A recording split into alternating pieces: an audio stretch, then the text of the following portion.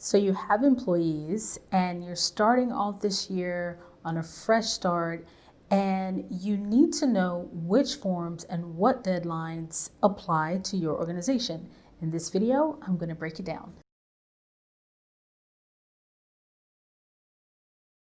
Hi, my name is Janica, and I am here to help you navigate the HR space. Now, do any of these forms ring a bell to you? 1095, 1094, W-2s, W-4s, 941. What does this all mean?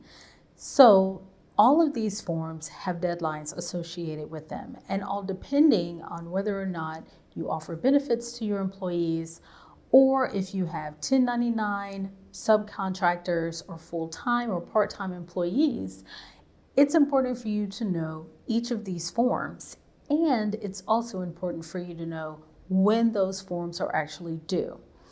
So in this video, I'm going to share the reasoning behind some of these. I'm going to furnish some links as well as a resource to you, and at the end, you will have access to a calendar that you can download and reference as the year goes on.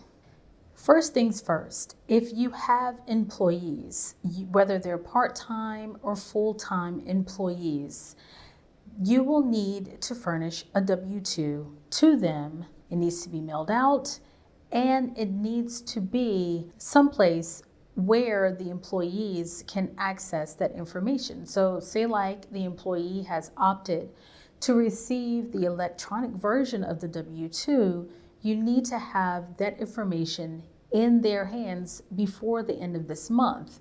This is very critical because there are penalties associated with this if you don't send those out on time. So what exactly is a W-2?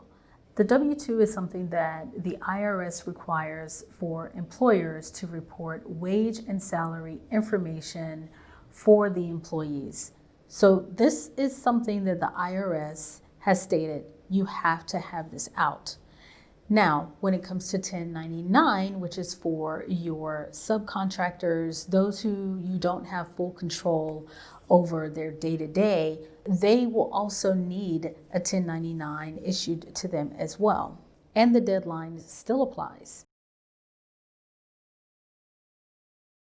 Now let's move on to the 941 form, in which this is something that is required by employers to file with the IRS on a quarterly basis. This form actually allows you, the employer, to send information to the IRS that states the amount of federal taxes that your company has paid. Now, this year is going to be very interesting because of COVID-19 and a lot of the tax credits that apply to employers who offered FFCRA, sick leave, and things of that nature to their employees, and the retention credit.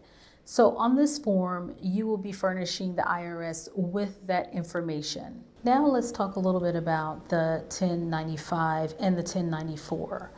Now, there are three types of forms, so there's A, B, and C. So your 1095A is something that is sent by the marketplace. 1094B and 1094C are both forms that the employer is responsible for reporting to the IRS, and the 1095C is sent directly to your employees. I'm going to furnish a link to those forms for your future reference, so you know exactly what the differences are in between those forms and the penalties that are associated with that. So this video was designed to be very brief. I will share a link to the calendar so you can access that calendar and print it out and have it as your reference throughout the year.